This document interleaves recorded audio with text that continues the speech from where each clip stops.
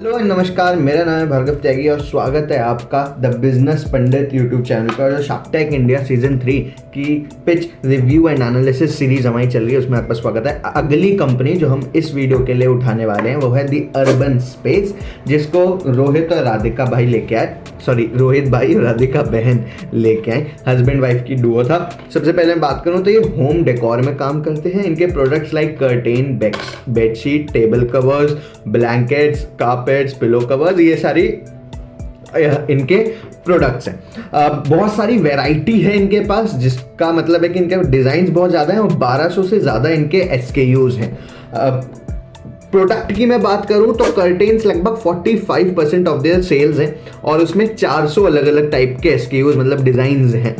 Bedsheet की मैं बात करूं तो वो 25% इनके बिजनेस का कंट्रीब्यूट करता है। टेबल कवर, ब्लैंकेट, कारपेट मिला के अनदर 15% और 20% ऑफ दोज एंड रेस्ट बचे हुए में बाकी सारी चीजें आ जाती हैं।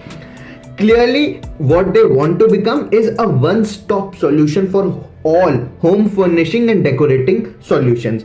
45 करोड़ के ARR एनुअल रन रेट पे है, मतलब इस साल प्रोजेक्टेड है कि 2023-24 में 45 करोड़ की सेल कर लेंगे।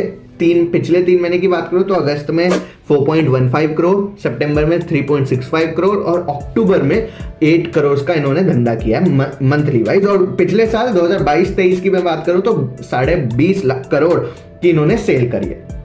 मिलेंगे कहां आपको ये? इनकी वेबसाइट है जो जहां से ये 15% ऑफ द सेल्स करते हैं, लगभग 15-20% ऑफ द सेल करते हैं। मार्केट प्लेसेज हैं जैसे अमेजॉन है, अमेजॉन इनका सबसे बड़ा कंट्रीब्यूटर है, लगभग 50% सेल अमेजॉन से आती है।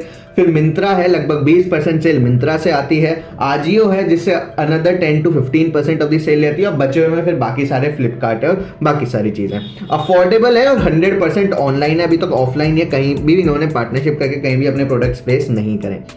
बैकग्राउंड की बात करूं तो इन दोनों का, रोहित और राधिका RR दोनों का जो बैकग्राउंड है वो इसमें टेक्सटाइल इंडस्ट्री में ही रहा है। 40 साल से इनका फैमिली बिजनेस टेक्सटाइल इंडस्ट्री में था। क्वालिटी, स्पीड और प्राइसिंग इनके हाथ में आ जाती है प्रोडक्ट की, बिकॉज इन्होंने बैकवर्ड इंटीग्रेशन कर रखा, मतलब मैन्युफैक्चरिंग इनकी खुद की है। जैसे कि मैंने अभी बताया कि फैमिली बिजनेस था टेक्सटाइल इंडस्ट्री में, तो मैन्युफैक्चरिंग इनकी खुद की है, जिसकी वजह से ये क्वालिटी अपने हाथ में रख सकते हैं, उसे कंट्रोल कर सकते हैं, उसको अच्छी कर सकते हैं। स्पीड उसमें वो ला सकते हैं। जब आपकी मैन्युफैक्चरिंग होती है तो आपके पास वो फ्लेक्सिबिलिटी आती है और प्राइसिंग के साथ ये खेल सकते हैं, बिकॉज ज़्यादा मार्जिन एक्सट्रैक्ट कर सकते हैं और चीप रेट्स में मार्केट के एवरेज से ये अपने प्रोडक्ट्स पहुंचा सकते हैं कस्टमर तक। तो वही होता है, जो इनके प्रोडक्ट्स हैं वो एक्चुअली मार्केट के एवरेज प्राइस से देखा जाए तो उससे सस्ते पड़ते हैं। ई-कॉमर्स मार्केटिंग पे अच्छा ये कुछ खास खर्चा कर नहीं रहे हैं, लगभग 6 से 7% ही खर्चा कर रहे हैं और 4.5 स्टार से भी ज्यादा की इनके प्रोडक्ट्स की, मतलब प्रोडक्ट्स की नहीं, इनकी कंपनी के ओवरऑल सारे प्रोडक्ट्स का ब्लेंडेड मैं निकालूं तो लगभग 4.5 की इनकी रेटिंग रहती है, that which is phenomenal rating. 25 से 30% कस्टमर इनके पास रिपीट होके आते हैं, मतलब जिन्होंने पहले इनसे माल खरीदा वो दोबारा आते हैं और 25% डोरमेंट सेल है। देखो, जब ये रिपीट सेल आप पता करते हो तो दैट मीन्स 1 महीने की बेसिकली रिपीट या 1 क्वार्टर की रिपीट निकाली जाती है या 1 साल की रिपीट, वो डिपेंड करता है कि कैसे आप उसे कैलकुलेट करते हो, वो डिस्क्लेमर दे दिया जाता है। तो रिपीट का मतलब है 25-30% जो लोग हैं वो लगभग हर साल इनसे माल खरीद ही रहे हैं। 25% से डोरमेंट है, मतलब 25% लोग कभी नहीं आएंगे वापस। बचे हुए 75% लोग कभी ना कभी अपने जीवन में वापस आके परचेज जरूर करेंगे और उस 75% में से 25 से 30% जो है वो लगभग हर साल आके इनसे माल खरीदेंगे। हर साल में इसलिए जूम कर रहा हूं क्योंकि जो इनके प्रोडक्ट्स हैं वो हर महीने खरीदने वाले नहीं है। मतलब अगर आज आपने कोई कर्टेन या टेबल कवर खरीद लिया तो आप उसे अगले महीने दोबारा से नया नहीं खरीदोगे, प्रोबेबली 6 महीने या 12 महीने बाद आप कुछ नया प्रोडक्ट खरीदोगे। तो उसको कीपिंग इन माइंड मैंने बोला। नेट प्रमोटर स्कोर, मतलब कितने कस्टमर्स इनसे खुश हैं और इनकी ब्रांड के और प्रोडक्ट्स मांग के खरीदना चाहते हैं, दूसरों को रिकमेंड करते हैं, that is 89%। That is high dam like anything. इसके अलावा अब जरा मैं आता हूं अपने फीडबैक पे और जरा मैं अपनी अंडरस्टैंडिंग निकालता हूं।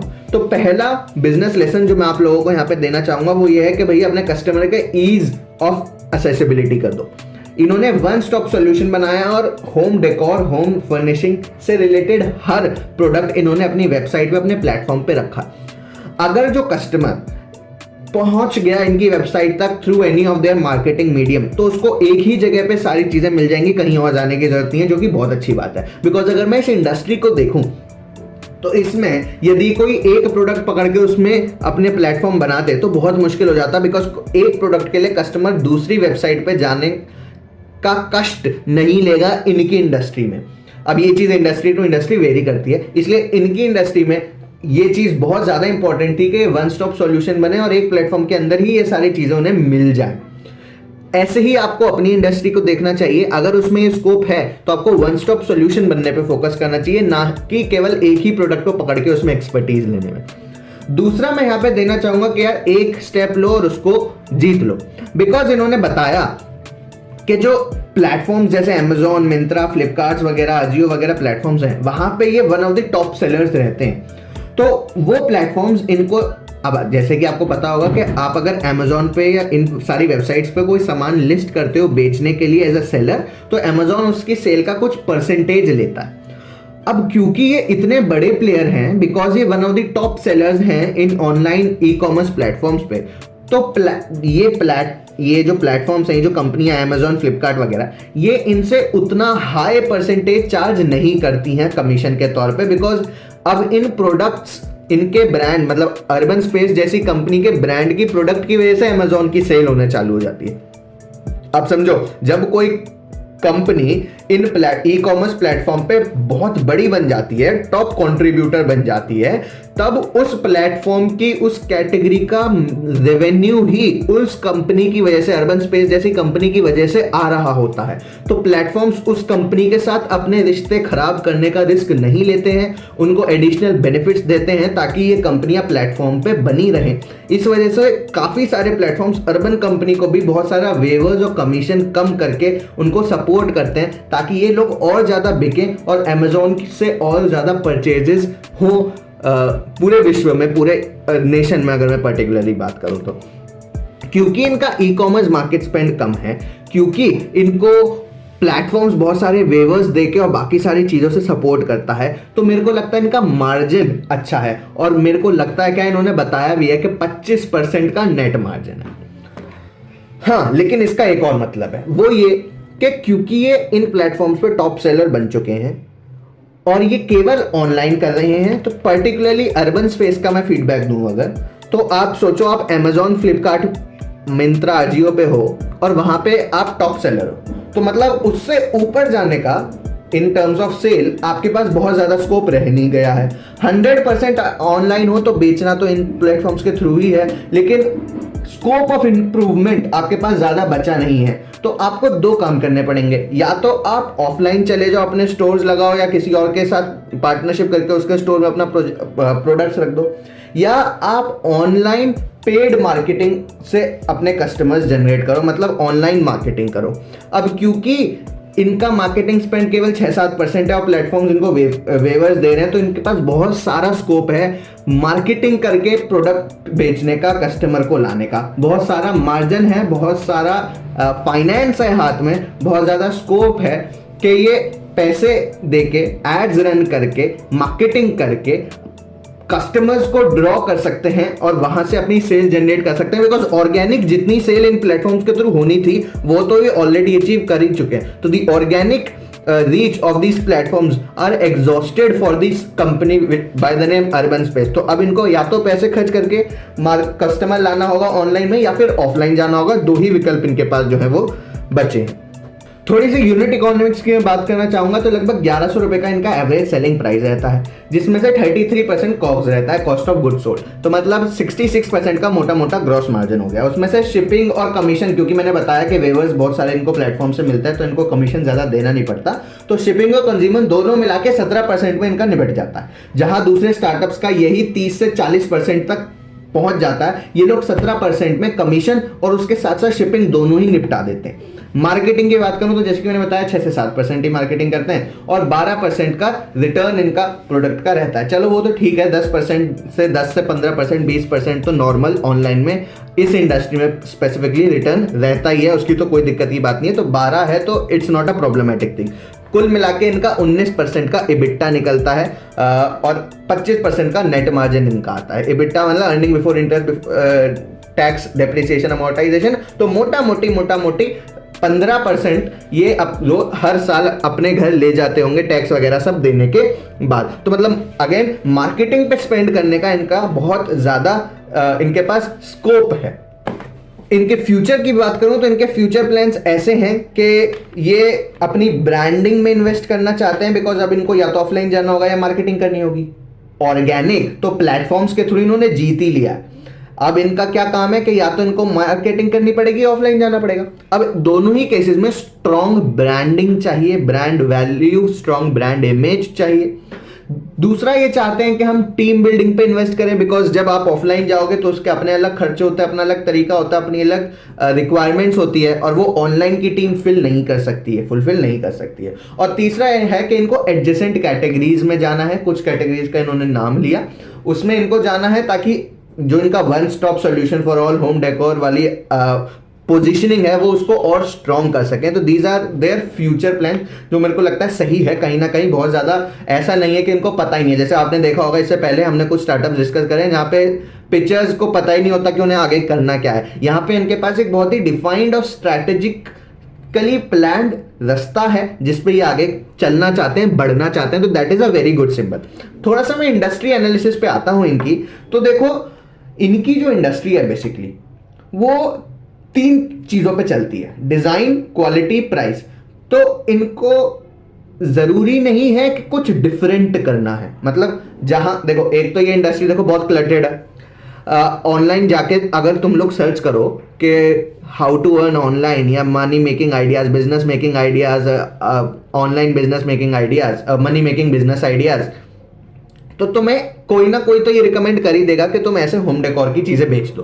तो मार्केट जो है वो बहुत अनऑर्गेनाइज्ड है। जो सबसे बड़ा प्लेयर है Tridant, trident, I don't know how to pronounce them, वो कैसे खुद को प्रोनाउंस करते हैं, बट ट्राइदंत मैं बोलता हूं। तो त्रिदंत या ट्राइदंत जो भी है वो भी सबसे बड़ा प्लेयर है और मार्केट का 2-3% से ज्यादा नहीं कैप्चर करता है। मतलब 98% ऑफ द मार्केट अभी भी अनऑर्गेनाइज्ड है, छोटे प्लेयर्स के पास है। जब मार्केट इतनी क्लटर्ड हो, इतनी अनऑर्गेनाइज्ड हो, इतने सारे प्लेयर्स हो, इतना सारा कंपटीशन हो, इतना लैक ऑफ क्या कहोगे, जरूरत ही नहीं है इनको कुछ डिफरेंट करने की। इनको बस बेटर देन अदर्स बनना है, डिफरेंट देन अदर्स नहीं बनना है। बेटर किस सेंस में? डिजाइन, क्वालिटी और प्राइस की सेंस में। ऑफलाइन ये गेम बहुत ज्यादा है कि जितने ज्यादा डिजाइन और क्वालिटी, बिकॉज अब देखो आजकल how do people purchase curtains, how do people purchase bedsheet, table covers, blanket, carpets and everything. ये बहुत ज्यादा डिसीजन अभी भी कहीं ना कहीं चेंज हो रही है इंडस्ट्री। लेकिन जैसे कि इन्होंने बताया कि पहले एक फंक्शनल प्रोडक्ट हुआ करता था और अब because of the standard of living increase हो रहा है, ये एक एस्पिरेशनल प्रोडक्ट, एक लाइफस्टाइल प्रोडक्ट बनता जा रहा है। उस वजह से कहीं ना कहीं इसको बाय करने के नेचर में चेंज आ रहा है। इस वजह से ऑफलाइन तो जाना ही पड़ेगा। उसमें भी जैसे कि मैंने बताया, बेटर देन अदर्स बनना है, डिफरेंट देन अदर्स नहीं बनना है, क्वालिटी, प्राइस और डिजाइन पे खेलना है। एक और गंदी बात क्या, बुरी बात, रेड फ्लैग मैं बोलूंगा, वो इस इंडस्ट्री का ये है कि इसमें ब्रांडिंग ज्यादा मैटर नहीं करती। आप जाके खुद देख के परचेज करके लेके आते हो, बहुत ज्यादा वियर एंड टियर प्रोडक्ट्स के होते नहीं हैं। क्वालिटी एक हद तक आपका ब्रांड की यूएसपी बन सकती है, लेकिन एज एन इंडस्ट्री इसमें ब्रांडिंग गेम नहीं होती है। इसमें ब्रांड स्टोरी का बहुत ज्यादा रिलेवेंस नहीं होता है। अगर आपका प्रोडक्ट अच्छा है तो फिर मैटर नहीं करता कि वो कौन सी कंपनी से आ रहा है, कौन से ब्रांड से आ रहा है। जैसे कि टपरवेयर फिर भी थोड़ा सा लोगों को याद रहता है, लेकिन उसका मार्केट शेयर, सेल, वो अभी तक इतने सालों से मार्केट में फिर भी इतने बड़े नहीं हुए हैं कि मार्केट ही उनकी वजह से बिल्ड हो। जैसे कि हमारी जो सीरीज चल रही है द ब्रांडेड बकेट, उसमें आप देखो तो हम उन कंपनीज को उठा रहे हैं जिनकी इंडस्ट्री ही उन कंपनीज के या उन प्रोडक्ट के नाम से पहचानी जा रही हो। टपरवेयर इतने सालों से इस अपनी इंडस्ट्री में है, फिर भी वो दर्जा नहीं ले पाई है। ऐसे ही ये इंडस्ट्री, होम डेकोर की, फर्निशिंग की इंडस्ट्री इतनी बड़ी इंडस्ट्री है, इतनी ओल्ड इंडस्ट्री है, फिर भी कोई भी ब्रांड उस स्तर पे नहीं पहुंच पाया, क्योंकि रियली इस इंडस्ट्री में ब्रांडिंग उतनी मैटर करती ही नहीं है। ब्रांड प्ले नहीं है, इंडस्ट्री बड़ी है लेकिन ब्रांड प्ले इस इंडस्ट्री में नहीं है बेसिकली। और सबसे लास्ट जो रेड फ्लैग मेरे को इनकी पिच में लगा और जो शार्क्स को भी लगा वो था multi company structure, multiple company structure. जैसे कि उन्होंने बताया कि उनकी एक मैन्युफैक्चरिंग कंपनी अलग है, वो B2B वाइट लेबल मार्केटिंग के लिए भी प्रोडक्ट्स बनाती है, फिर इनके लिए भी प्रोडक्ट्स बनाती है, रिलेटेड पार्टी ट्रांजैक्शंस होती हैं। उन सारे झंझटों में कभी कभी फाउंडर का जो फोकस है वो हिल जाता है इन द सेंस मैं कहूँगा वो बट जाता है, वो डिफ्यूज हो जाता है, और मेन बिजनेस जो D2C का इनका अर्बन स्पेस का बिजनेस है उससे हटके अगर वो मैन्युफैक्चरिंग इंडस्ट्री में वो फोकस गया तो वो दिक्कत हो जाएगी। हालांकि मेरे को लग रहा है कि फाउंडर्स जो है वो ओपन थे, जैसे कि उन्होंने बोला था पिच में कि हम उसको थर्ड पार्टी कंट्रोल करने के लिए दे सकते हैं और अपना पूरा ध्यान अर्बन कंपनी पे लगा सकते हैं। तो मेरे को लगता है उनको पता है इस फैक्टर के बारे में and they are okay to tweak it and to get this advantage कि वो उसे थर्ड पार्टी मैनेजमेंट को देके पूरा का पूरा ध्यान अर्बन स्पेस, तो they are open for it basically. So वो एक मेरे को अच्छी चीज लगी। हालांकि ये इन्वेस्टर पॉइंट ऑफ व्यू से एक रेड फ्लैग हो सकता है, लेकिन एंटरप्रेन्योर के पॉइंट ऑफ व्यू से मेरे को लगता है कि वो लोग इसको लेके फ्लेक्सिबल हैं, तो दैट्स अ ग्रीन फ्लैग ना। So this was the case study of urban space जो हमने आज कवर किया। 5 में से 2 शार्क्स ने उनको ऑफर दिया, अमित ने और अनुपम ने।